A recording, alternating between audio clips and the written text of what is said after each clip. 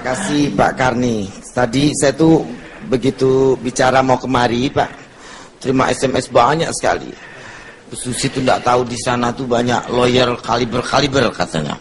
Nanti dibantai di sana katanya. Terus udah gitu ada yang hitam lagi, ada yang putih lagi. Nah saya bilang kita coba aja. Saya intinya ingin. Justru kalau lulus di sini itu ibu udah sempurna lulus. Kalau saya ini ditimpukin tiap hari Pak. Besok nih yang demo juga ada ribuan katanya. Ada 4.000 yang mau demo Susi katanya Pak. Untuk cabut permen nomor 2 katanya dan lain sebagainya. Tapi anyway, saya ingin hari ini sebetulnya supaya nggak dikejar-kejar wartawan, ditanya terus tentang reklamasi. Saya juga tahu isu reklamasi ini mulai menghangat, mulai mencuat karena berdekatan dengan pilkada. Saya ingin di sini statement saya sebagai pejabat negara, mungkin nanti beberapa yang saya quote sebagai pribadi, pengamat lingkungan juga saya akan bicara ini quote secara pribadi, tapi kali ini di depan ini saya ingin bicara sebagai orang pemerintahan dalam hal ini. Saya mengerti pro dan kontra tentang reklamasi ada, dan saya tahu banyak hal-hal yang peraturan-peraturan yang tumpang tindih atau satu muncul kemudian perpres lagi dan lain sebagainya. Itu saya pikir dari 1,5 tahun saya di pemerintah, saya tuh juga banyak mendapatkan peraturan-peraturan yang aneh-aneh Pak. Nah, bukan cuma tentang reklamasi, tentang perikanan, tentang apa. Kadang satu bilang begini, satu bilang tidak.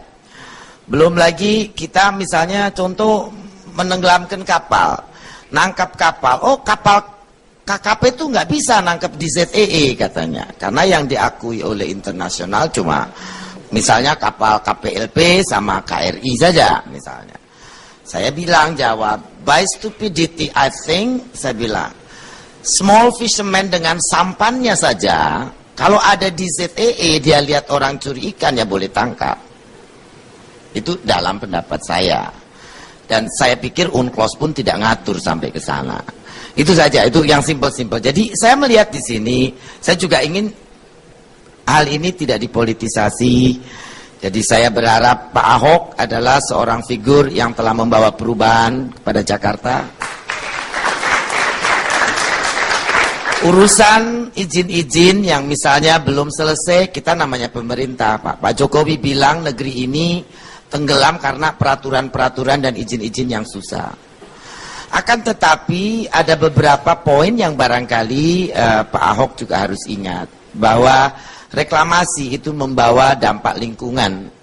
Di sini lingkungan juga adalah sebuah stakeholder.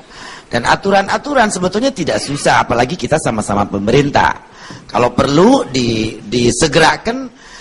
Sekarang dengan kecepatan pemerintahan Pak Jokowi, semua selesai, permen saja bisa besok langsung tanda tangan oleh Pak Lauli, Pak. Ini kecepatan pemerintah. Jadi tidak ada alasan untuk tidak segera menyelesaikan aturan-aturan. Yang kedua, kenapa sebetulnya peraturan itu diadakan? Ya tadi untuk menjaga jangan sampai dampak lingkungan itu tidak tercover dalam solusi-solusi dari kalau kita buat ini konsekuensinya apa? Kan selalu ada Pak. Boleh reklamasi kalau ini. Nah, setahu saya kalau misalnya pengembang itu akan membuat sesuatu, tentunya fasus fasom itu dan konsekuensi-konsekuensi dari pembangunan itu harus dibuat duluan. Saya pernah ikut dalam rapat Menko Ekonomi tentang exactly reklamasi Jakarta ini. Saya bilang persoalan adalah kadang-kadang kita melupakan Jakarta ini punya masalah klasik banjir, juga keeping sinking kan, keeping turun permukaan tanah. Ya saya bilang Pak Menteri PU berusaha dengan segala cara menyelesaikan banyak persoalan dengan sodetan, dengan pelurusan sungai, dengan tanggul supaya tidak banjir lagi Jakarta. Pelurusan sungai, penanggulan itu semua menyimpan, mempercepat arus air, tetapi di pinggir direklamasi, akhirnya ya air tergenang lagi. Kenapa? Juga karena kalau pelurusan itu sedimentasi di bawah dasar sungai kan tinggi. Makin hari makin tinggi dan dia tidak keluar kemana-mana karena dibendung. Jadi kalau secara desain Jakarta diteruskan reklamasi tanpa ada pendalaman sungai, tanpa ada pendalaman laut, itu akan berakibat ya Jakarta it's flood in, it's digenangi. Itu persoalan yang pasti akan muncul. Yang kedua, di pesisir juga ada stakeholder para nelayan.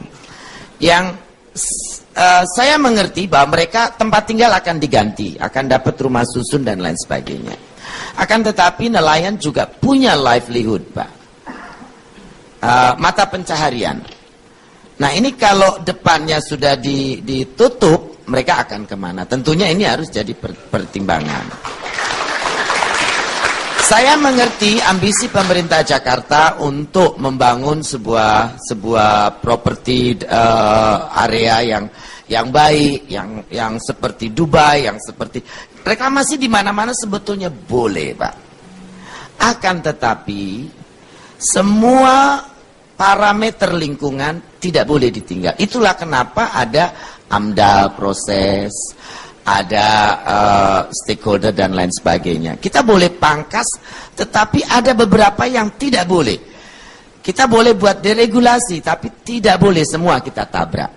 Karena kalau itu terjadi, disaster itu pasti akan terjadi. Dan saya pikir di sini kembali lagi, mohon apa yang saya state ini tidak dipolitisasi, bukan untuk jatuhkan Pak Ahok, bukan untuk mempengaruhi influencing di pilkada. Apalagi sudah pertanyaan orang juga macam-macam kepada saya, Pak. Jadi ya saya pikir kita coba dingin kepala, Pak. Reklamasi ini apa surat-surat belum selesai, ayo selesaikan. Tapi tidak berarti kalau ini belum selesai ini jalan terus, mesti ada postpone sebentar. Saya tahu orang mau bikin listrik yang buat keperluan stakeholder banyak pun, kata Pak Presiden sampai 6 tahun kadang-kadang prosesnya. Berarti itu salah saya bilang. Itu tidak betul. Tidak boleh kita bikin izin itu sampai begitu lama.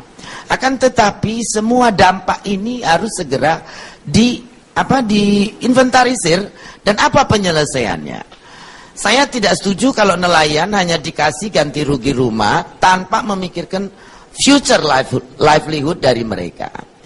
Kemudian dari apa yang saya baca di sini seharusnya jarak dari daratan itu 300 meter, ini hanya sekitar 100 meter.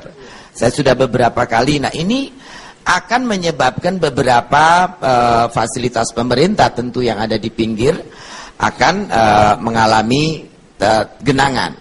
Dan ini saya sudah bilang semestinya bendungan dibangun dulu, water set diselesaikan dulu, sungai didalami, tidak membangun sana dulu karena air akan kemana, Pak? Kita tidak bisa buang air begitu saja. Jadi sangat penting jangan sampai nanti setelah banjir pemerintah akhirnya harus membangun bendungan. Itu yang saya bicarakan dalam rakor di Menko. Saya bilang mestinya segera Pemda DKI, kebetulan waktu itu ada Gubernur Pak Rano Karno dan Pak Heriawan dari Jawa Barat, beli tanah dari Jawa Barat, dari Banten. Untuk apa? Untuk daerah genangan. Begitu wilayah water catchment-nya sudah ada, floodplain sudah ada, ya boleh baru mulai bangun pulau misalnya. Saya pikir kalau semua ketentuan ini tidak dilanggar, tidak ditabrak, ambisi untuk membuat sebuah pulau NCID project is a good ambition, Pak. Dan saya pikir Jakarta sudah saatnya punya proyek seperti itu. Tetapi bukan berarti kita melupakan stakeholder yang ada di situ. Kita harus semua dan saya yakin Belanda yang memang jagonya membuat kota dam, kota-kota di bawah permukaan air laut. Akan tetapi itu semua sudah pikirkan dari water set, dari alur sungai, dari renaturalisasi sungai, bagaimana itu dasnya daerah aliran sungai, kemudian sungainya didalamin. Padahal saya dengar contohnya Muara Gembong itu di situ sungainya muaranya sampai dangkal, nelayan keluar masuk pun susah.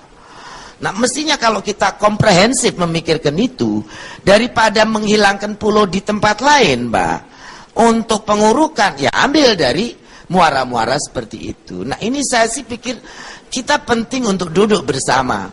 Saya tahu Pak Ahok juga orang sangat tidak sabaran. Saya juga sama Pak. Satu hal saya tidak bisa tuh untuk sabar Pak. Something I cannot do is being patient Pak Karni. Tidak bisa saya. Tapi saya tahu bahwa semua itu ada aturan-aturan. Jadi saya pikir diselesaikan. Untuk Pak Ahok saran saya selesaikan izin-izin dengan kita. Untuk sementara sebelum izin jalan dipospon. Kemudian selesaikan semua program-program substitusi yang akan diberikan kepada nelayan. Wilayah mereka livelihoodnya mau dikemanakan. Alam juga mau diapakan. Karena kalau kita menutup wilayah air 10.000 hektar, berarti kita harus siapkan 10.000 hektar water catchment. Itu bisa pendalaman sungai, bisa pendalaman di depan laut itu sendiri. Persoalan kalau ini Jakarta ini kan menjadi perhatian Pak, karena reklamasi ini banyak daerah semua minta reklamasi Pak. Persoalannya itu tidak semua memikirkan what is the impact daripada para stakeholdernya, baik manusianya maupun alamnya. Kadang-kadang tidak dipikir sampai sejauh itu. Dan persoalan kita ini negara maritim Pak, punya pantai terpanjang di dunia, nomor 2. Orang Jakarta 20 juta tidak punya akses ke pantai freely. And I don't think this right. Ironis. Dan saya harapkan dengan pembangunan pulau ini akan membuat beberapa wilayah Jakarta pinggiran ini bisa dikosongkan untuk supaya masyarakat Jakarta bisa menikmati pantai. Free. Not paying, Pak. Saya pikir ini hak-hak publik yang selama ini terlupakan. Dan sudah saatnya kita betulkan. Malu, Pak, sebagai pemilik panjang pantai nomor 2 di dunia. Tapi nomor 2, 97.000 kilometer. Tapi tidak pada lihat pantai. Ya, 20 million people nggak punya akses ke pantai. Negara pun tidak punya lagi ya, terbuka, ruangan terbuka. Nah ini yang harus kita pikirkan. Jadi, tapi secara wewenang, ini wewenang Ibu Menteri atau wewenang Gubernur? Kalau secara dengan Perpres yang baru, itu semestinya karena Jakarta sudah masuk wilayah strategis nasional, itu harus dari kami izin pelaksanaannya. Akan tetapi kita pemerintah Pak, sama-sama pemerintah, kita bisa bekerja menyelesaikan izin-izin ini dengan cepat. Akan tetapi pada saat izin pelaksanaan kami akan memberikan rekomendasi. Dan tanpa rekomendasi ini dilakukan, ya tidak boleh dilaksanakan. Ilegal. Jadi rekomendasi itu adalah water catchment, water set, dan itu saya rasa orang ahli akan di sini. Saya bawa juga ahli untuk keairan dan lain sebagainya. Kalau saya bukan pakar Pak Karni, saya mengerti segala sesuatu dengan by logic and by heart. And that's why saya bikin semua simple and easy. Tetapi karena saya punya hati, saya juga pikir semuanya harus oke. Itu yang paling penting saya. Hebat.